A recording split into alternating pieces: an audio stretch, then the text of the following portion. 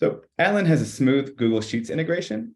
So there's an extension in Google Sheets, and say you'd like to change a bunch of information that's not automatically coming in from Snowflake or Looker or Power BI or any of the myriad different items in your data extension that you might have, you can do so via Google Sheets.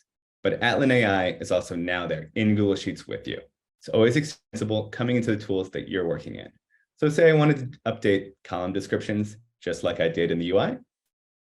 Now I can do so in Google Sheets.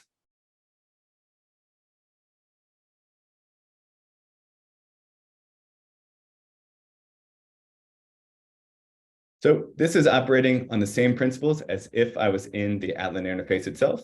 And it's just ported over here, extensible into the tool that I want to be in right now, which is Google Sheets.